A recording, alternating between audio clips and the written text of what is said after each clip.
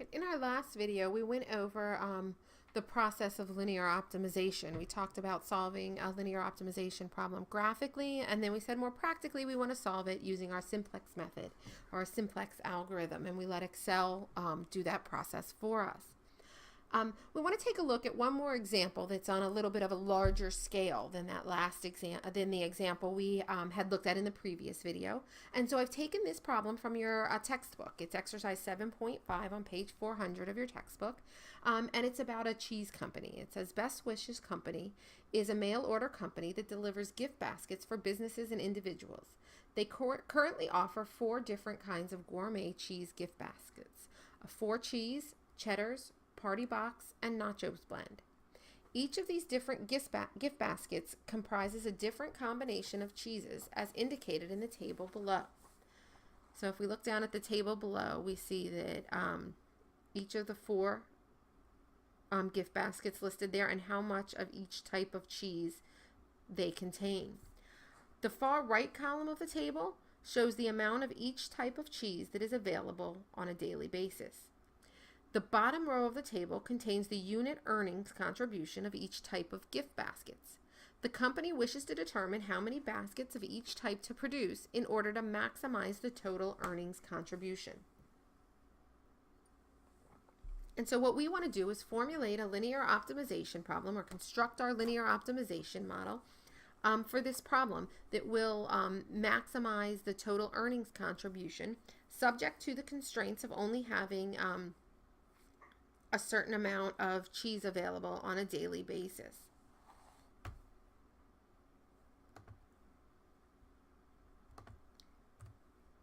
So we're going to formulate our linear optimization model for this scenario, and then we're going to use Excel to solve that model. We're going to take a look at what that optimal solution would be and what the earnings will be at that point. And then we're going to identify what the binding and non-binding constraints are.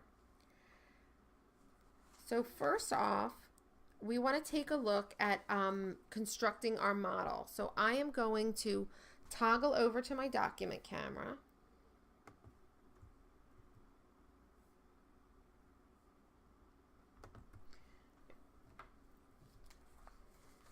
And so we're going to take a look at what our optimization model should look like. So the first thing that we need to do to construct our optimization model is to identify our variables. And so our variables, or particularly our decision variables in this case, are the gift baskets. They want to know how many of each type of gift basket they should make. And so there were 4 types of gift baskets. So I'm going to use an F to represent the 4 cheese basket. I'm going to use C to represent the cheddars. I'm going to use P to represent the party box, and I'll use N to represent the nachos. So those are our 4 decision variables. And so we wanted to maximize the earnings, And so our objective is going to be to maximize. So I'm going to maximize, and our earnings were given to us in that table. And so if I look at the column for 4 cheeses, I see its earning contribution is $6.99 per box. So $6.99F is going to be my earnings for 4 cheese. $7.99 was the earnings for the cheddars basket. So $7.99C is going to be the earnings for the cheddar. I want to add to that the earnings for party box, which were $5.99. So that'll be $5.99 times the number of party box that we make, plus the earnings for the nachos was $8.99. So that'll be $8.99N. So this is going to be our earnings. We want to maximize these earnings. So I'll put over here, this is the earnings. I like to label these up so later I remember what they were. And I want to maximize these subject to my constraints. And I use a little ST to represent subject to instead of writing out subject to. And we had several constraints. We had constraints given to us on the types of cheeses that each used. And so I'm going to have four different constraints because there were four types of cheese they would use. They would use a mild cheddar, a sharp cheddar, a Swiss cheese, and a Monterey Jack. And each of those was limited. And so I'm going to start out with the information they gave me on the mild cheddar. And they said that the four cheeses basket took 4, I believe it was ounces of mild cheddar. So we're going to have 4 times F plus there were 8 in the cheddars basket plus 4 in the party box plus 4 in the nachos. And we need to keep that less than or equal to the 500 that were available. And I'm going to label this as mild. And so we have a similar constraint to this for each type of cheese that we have. The sharp cheddar cheese that was available, again, the 4 cheeses took 4 of that. The cheddars took 8 of that. The party box doesn't have any, so I can say times 0p, or I can just leave that space out. It's up to you. And the nachos took 6, so plus 6n, and that needs to stay less than or equal to the 300 that we have. And that's for the sharp. The Swiss cheese, the 4 cheeses took 4 of that. Plus the cheddars didn't take any. So again, I'm going to put in 0C as a placeholder, but you can leave that spot blank. The party box had 4, and the nacho didn't have any. So again, I'm going to put in 0N, but you can leave that blank if you prefer. And that needs to stay less than or equal to the 450 that are available. Was our Swiss constraint.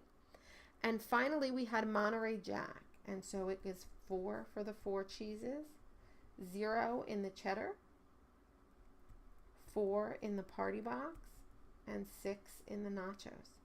And that needed to stay less than or equal to the 350 that are available.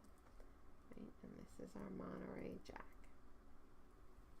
So those are all of our constraints that were given. We were constrained by the amount of cheese available.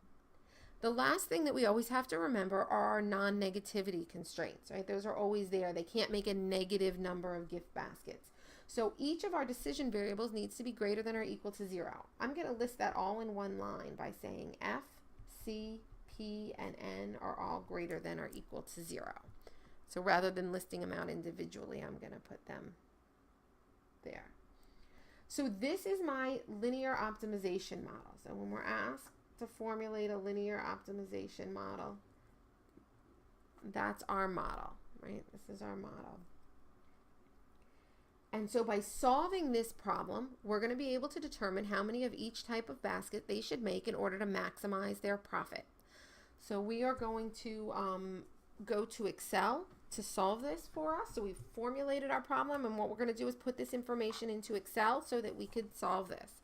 So I am going to toggle over to Excel.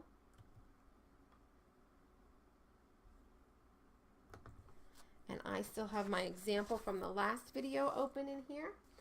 So I am going to open up a new spreadsheet.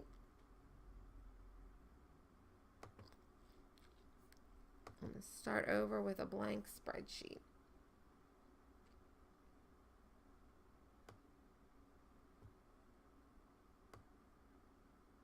Make that just a little bit bigger so it's easier to read. And this is the best wishes problem, so I'm just going to label that for future reference. And remember, in Excel, we need our 4 sections, right? Data, decision variables, objective functions, and constraints. And so I'm going to start out with my data section.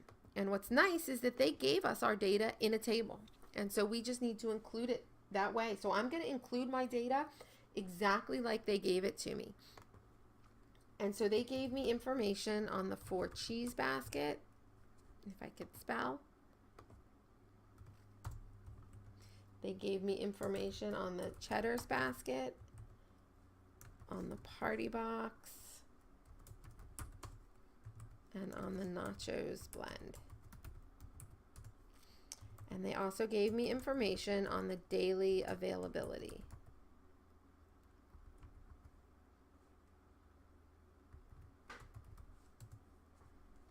All right, so I'm going to widen these up.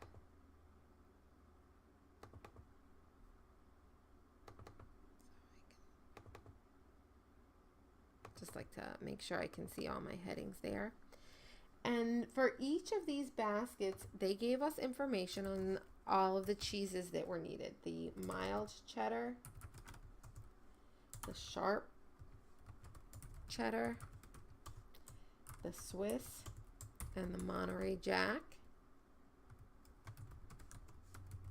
And the last information they gave us was on earnings.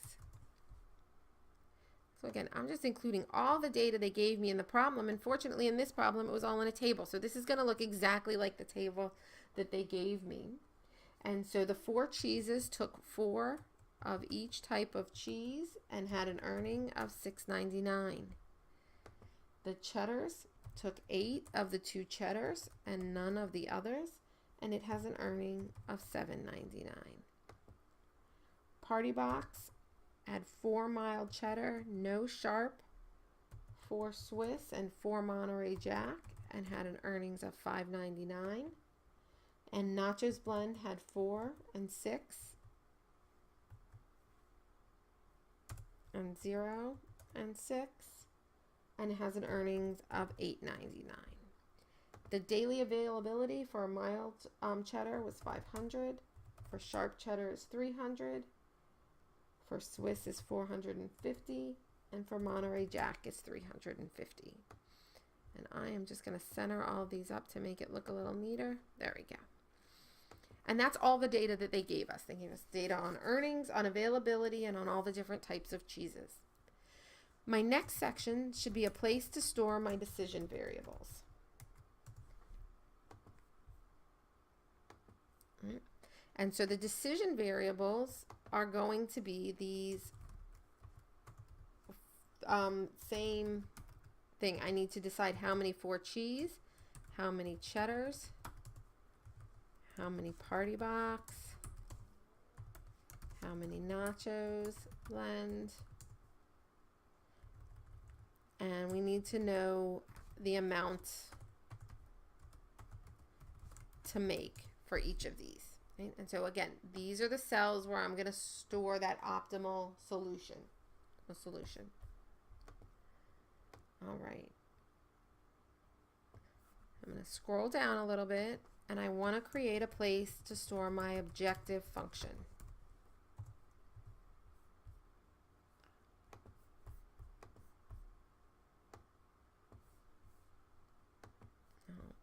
I like to make my headings bold there. So my objective function is going to be the earnings. So I want to just label it as such.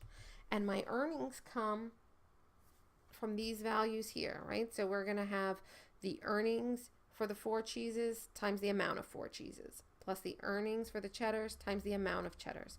So I'm going to put in here equals. My earnings for 4 cheeses is in B9 times the amount of 4 cheeses is going to go in B14. Plus for cheddars, it's in C9 times C14 plus D9 times D14 plus E9 times E14. Okay? So that's the earnings for each type of basket times the number made for each type of basket. Again, it's 0 because there's nothing in those cells right now, but that's okay. That's going to fix as we solve it. And so that's our objective function piece, nice and easy. And then we want to put in our constraints.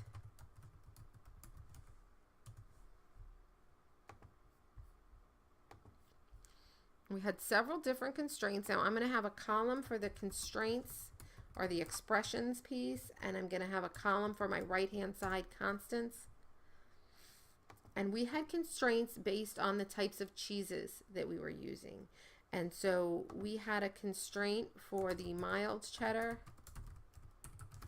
the sharp cheddar, the Swiss, and the Monterey Jack. And then we also have non-negativity constraints for each of ours. And so I'm going to put in non-negativity. And I'll just put the letter I used for the variable for each of those so I don't have to type out the whole name.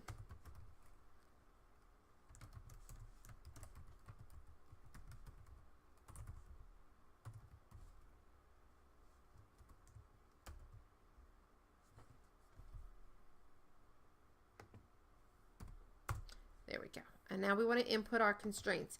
And so if we take a look up here,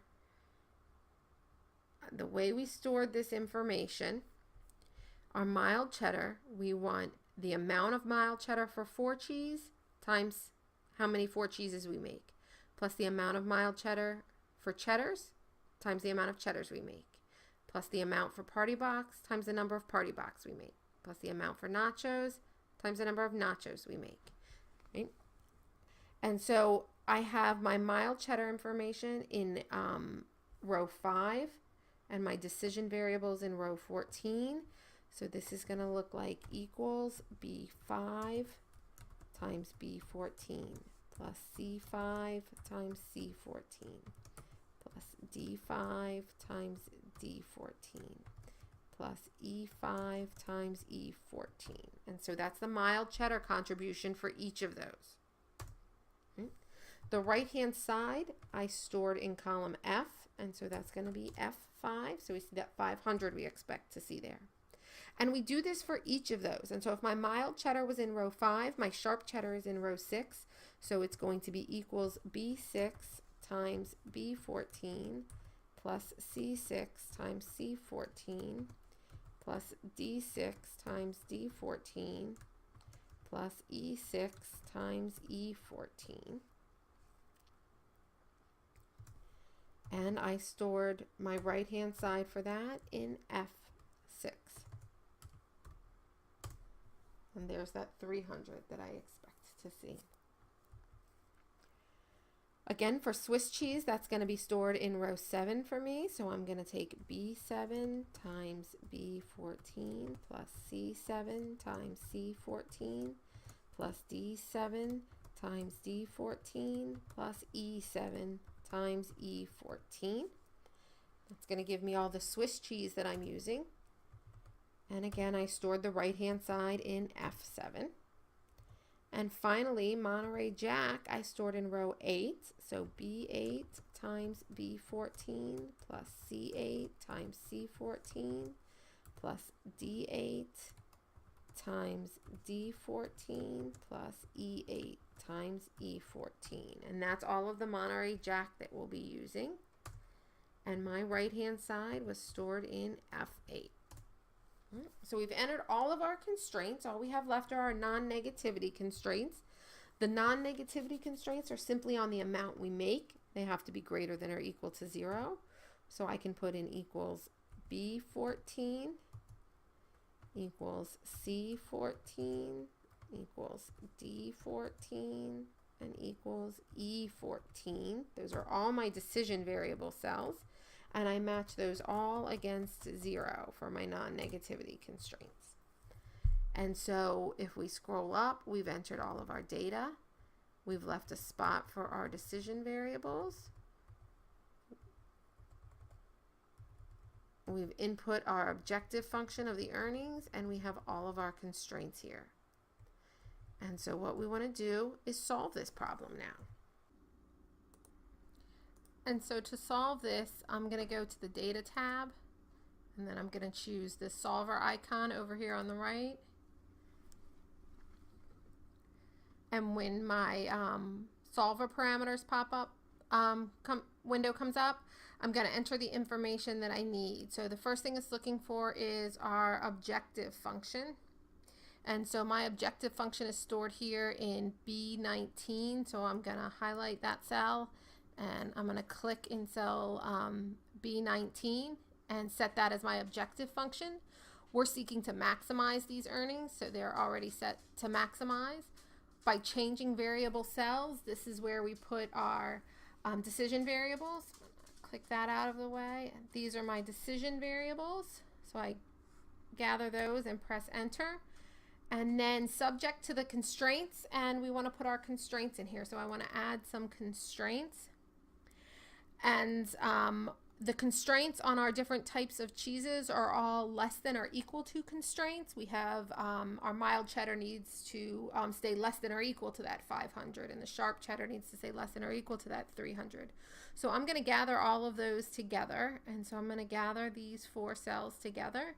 We want those to be less than or equal to, and the right hand side here, Gather those guys together.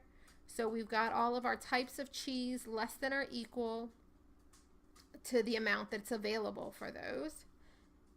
And then I'm going to add in my non-negativity constraints, and I'm going to gather those all together. So I'm going to get all 4 of my non-negativity constraints, and these are all supposed to be greater than or equal to, and I can just put 0 here, or I can gather my cells that have the 0 in there. Since these are all of my constraints, I'm going to go ahead and click OK to take me back to my parameters window. And so I've got all of my availability constraints, all of my non-negativity constraints. I want to change my solving method, right? We want to use our simplex method here. So I'm going to change my solving method to simplex LP, and then I'm going to click solve. And since solver found a solution here, I want to keep the solver solution, so make sure that bubble is checked off. And then we want to obtain our sensitivity report as well, so that we can take a look at those shadow prices and make some good recommendations. So we make sure that sensitivity report is highlighted, and then we click OK. And we see that Excel populates our solution into our spreadsheet. So we see it's recommending that we don't make any 4 cheese baskets, that we make about 23 Cheddar's baskets, about 59 Party Box, and about 18 Nacho Blend baskets. And it tells us that the earnings for that combination will be around $711. We can take a look at the values of our constraints down here and see that our mild cheddar and our sharp cheddar are both binding constraints because the value that they take is equal to their right-hand side. Our Swiss cheese is not a binding constraint. That's a non-binding constraint because the value of our constraint is not equal to our right-hand side. But our Monterey Jack is binding. We are using all of that Monterey Jack cheese here. Similarly, our non-negativity condition on the 4 cheeses basket is a binding constraint because the value of the constraint is equal to the right-hand side, but our other non-negativity conditions are non-binding. So based simply on this solution, we can make a recommendation for how many of each type of boxes of basket they should make and tell them about what to expect their earnings to be for that combination. But since we checked off that sensitivity report as part of our solver solution, we can give them a little bit more information. If we click over to that tab where the sensitivity report is stalled, we see in that top table our final value for our decision variables. These are the same values that we saw in those decision cells on our spreadsheet. So we see them telling us to make our Excel is recommending we make 0 cheese boxes, about 23 cheddars, about 59 party boxes, and about 18 or 19 nachos blend. But more interestingly to us is the information in the constraints table below that, where we see that our mild cheddar constraint, since that was one of our binding constraints, we see it has a shadow price, and that shadow price is actually about 75 cents. So for every ounce of mild cheddar that we're able to increase availability for, we can increase the earnings by about 75 cents. Now that increase is only valid up to 150 ounces. Past that, we would have to make adjustments to our spreadsheet and change up the constraints a bit and resolve. But for up to 150 ounces, for every ounce we increase that mild cheddar availability by, we expect the earnings to go up by about 75 cents. And for every ounce we decrease it by, we expect our earnings to go down by about 75 cents. Again, down to an allowable decrease of 250 ounces. If we decrease past that point, then we'd have to resolve. Similarly, sharp cheddar was a binding constraint, and so it has a shadow price as well, and its shadow price is about 25 cents. So every change in sharp cheddar that's available, every change of 1 ounce in the availability of sharp cheddar will change our earnings by 25 cents. If we have more sharp cheddar available, our earnings are going to go up by 25 cents. If we have less sharp cheddar available, it'll go down by 25 cents per ounce. Again, as long as we stay inside our allowable increase and allowable decrease range. Swiss cheese was a non-binding constraint. We weren't using all of that, and so we see it's got that shadow price of 0, because since we weren't using it all, increasing the amount that we have available isn't going to help us at all. So that's that shadow price of 0. Monterey Jack was a binding constraint, and so it's got a shadow price. That shadow price again is right about 75 cents. So as long as we stay within our allowable increase and allowable decrease, changing the amount of Monterey Jack available by 1 ounce will change our earnings by about 75 cents. We see that non-negativity constraint on the 4 cheeses that we said was binding. There's a negative shadow price for that. And so what this means is that if we were to increase the right-hand side for that non-negativity constraint by 1, we would actually decrease our earnings by not much, but by some. And what this means is that right now they're recommending that we not make any 4 cheeses baskets. And so if we were forced to because there was a contract or a special order or something, then we would actually lose earnings because of that. And so that's what that negative shadow price is. So the sensitivity analysis just allows us to give a bit more information. We can recommend that if they can find mild cheddar available for less than 75 cents an ounce, then it might be worth purchasing that. Also might recommend that if they can find sharp cheddar for less than 25 cents an ounce, that might be a good purchase.